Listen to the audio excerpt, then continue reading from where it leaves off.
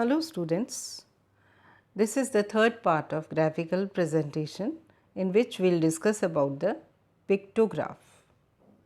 Pictorial symbol of a word or a phrase.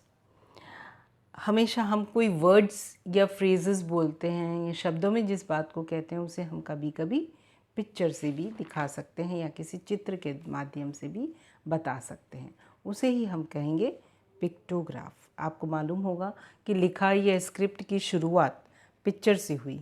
कुछ शताब्दियों तक मानव पिक्चर से अपनी बात बताते थे। Pictographs are based on same principle that humans have been using for centuries. Come, let us learn about it in detail. In Mesopotamia और Egypt के अंदर 3000 BC में भी इस तरह की पिक्टोग्राम्स का इस्तेमाल होता था।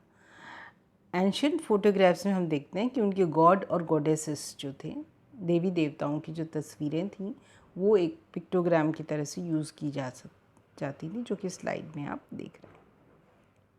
What are pictograms? Pictogram charts use icons to give a more engaging overall view of small sets of discrete data. Typically, the icons represent the data's subject or category. For example, data on population would use icons of people. अब pictogram में सबसे बड़ी खासियत यह है कि जैसे ही हम उसे देखेंगे हमें पता चल जाएगा कि किसके बारे में ये पिक्टोग्राम है। अगर जैसे लोगों की बात है तो आम जनता के बारे में या व्यक्ति के बारे में, आदमियों के बारे में है, तो हम यहाँ पर इस तरह से उनकी तस्वीर बना सकते हैं।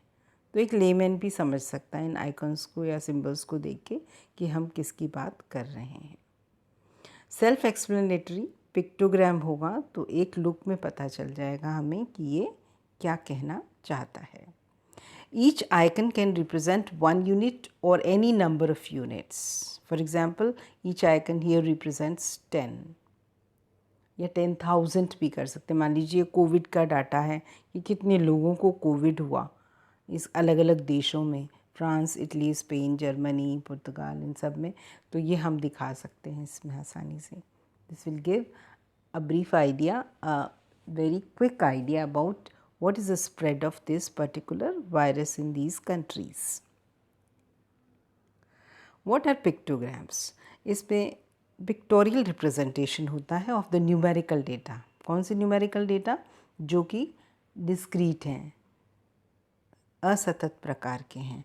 Specially a graph but having each value represented by A proportional number of pictures.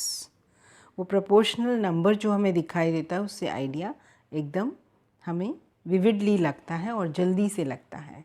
A picture that represents a word और एन आइडिया हीरोग्लिफ कहलाती है।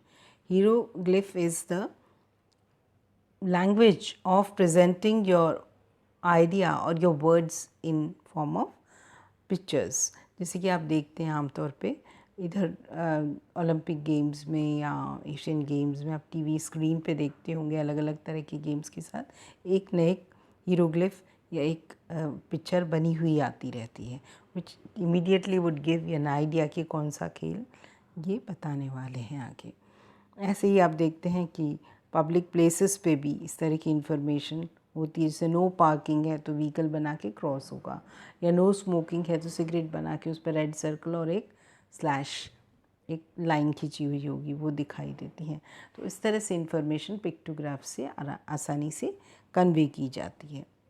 लेट अस से an example in which 300 children of a school have come to the school and then they by different modes of transportation. अब इनके हम transportation का रास्ता देख रहे हैं तो ऑटो रिक्शा से, कार से, बाइसिकल, बस या पैदल आने वाले ऑन फुट, इन सब बच्चों को हमने काउंट किया और एक जो तस्वीर है, मान लो एक फेस है, वो 10 चिल्ड्रन के बारे में बता रहा है। तो इस तरह के डेटा जो कि इसी टेबल में थे वो हम इस तरह पिक्टोग्राफ से रिप्रेजेंट कर सकते हैं। How to make a pictograph? Let us take an example. We must represent how many TV sets have been sold in the last few years via a pictograph. So we get started. अब मान लीजिए कैसे बनाया जाता है pictograph.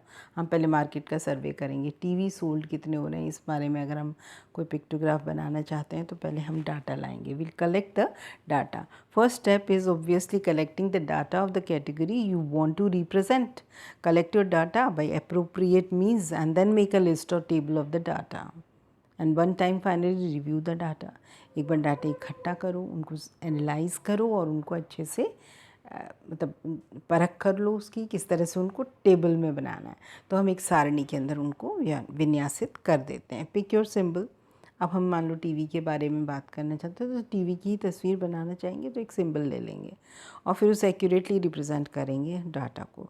If you are drawing a pictograph और represent TV set sold then a symbol of a basketball is highly confusing, है ना। हमें तो टीवी का ही बनाना पड़ेगा, बास्केटबॉल हम नहीं बना सकते। To continue in the next slide, assign a key. Sometimes the frequency of the data is too high, then one symbol cannot represent one frequency. You must set a numerical value that one symbol will represent. कि मतलब आप 500 TV की बात एक साथ करेंगे तो वो 500 बार तो उस तस्वीर को नहीं बनाएंगे, आप उसे एक टीवी बराबर 500 टीवी सेट्स करके रख सकते हैं, depending upon the amount of data you have procured. जितना आपने इकट्ठा किया है उस टेबल को देखते हुए ही आप उसमें एक की बना देंगे कि एक असाइन करेंगे की को कि एक तस्वीर का माने इतने टीवी सेट्स हैं। मान लीजिए इसमें हमने 500 टीवी सेट्स बना दिया। So this is the key of the pictograph. Draw the pictograph. Finally step is drawing your pictograph.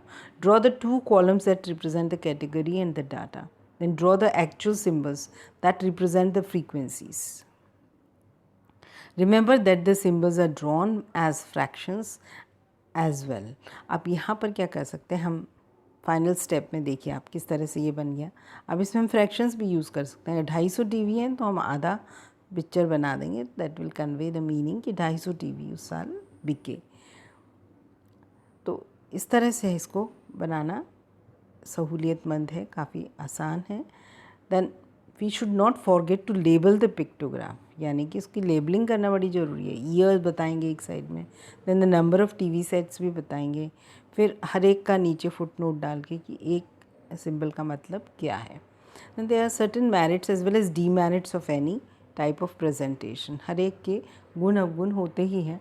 सो इसकी मेरिट्स क्या हैं कि पिक्टोग्राम में sets are compared side by side in either columns or rows of icons to compare each category to one another. अब हम इसमें जैसे आसानी से कंपेयर कर सकते हैं। 2005 में तो एक ही बिका, 8 में हमारे कितने सारे हो गए, 6 हैं, यानी कि 6 टाइम्स बिके हैं 6 में, और 2000 में से दुगने बिके 2008 में।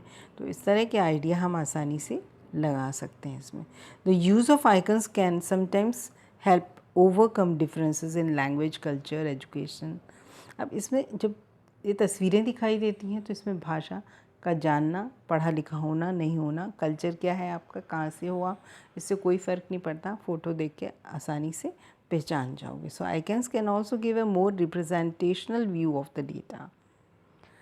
अगर मान लीजिए आपका डेटा है 5 कार्स का, तो आप 5 कार के आइकन्स दिखा दीजिए, that is enough to convey your idea. So a pictograph can also have demerits because it uses picture as symbols to convey the meaning of information.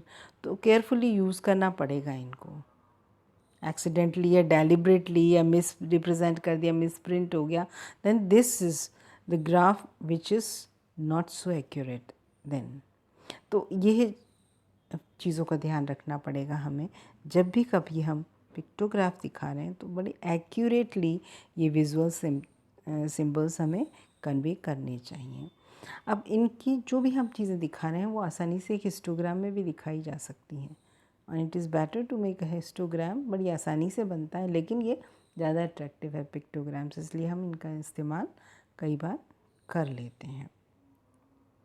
The significance of graphical presentation. Graphical presentation आप जानते हैं कि उनकी significance बहुत ज़्यादा है, क्योंकि ये एक विजुअल वे है टू कन्वे योर मैसेज। आप आँखों के ज़रिए जो बातें कहते हैं वो बड़े दिनों तक अच्छी तरह याद रहती हैं।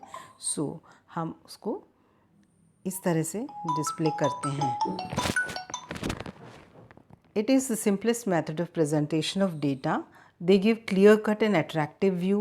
They make comparison of variables easy. एक बार में फटाफट 2-3 चीज़ों का कंपैरिजन हो सकता है जो टेबल में नहीं हो सकता। ये अट्रैक्टिव होता है और एक क्लियर कट व्यू, एक बार में बर्ड आई व्यू हमें दिख जाता है। They help in asserting certain statistical measures. They save time as well as energy. लेकिन इसके कुछ ड्रॉबैक्स भी हैं, लिमिटेशंस भी हैं। वो क्या है कि एक ग्राफ सिंपली टेंडेंसी बता देता है, फ्लक्चुएशंस बता देता है, लेकिन एक्चुअल वैल्यूज़, एग्जैक्ट वैल्यूज़ नहीं बताता। Complete accuracy is not possible on a graph. Graph cannot be quoted in support of some statement. Only a few characteristics can be depicted on a graph. However, in the case of any figures, it is difficult to follow the graph.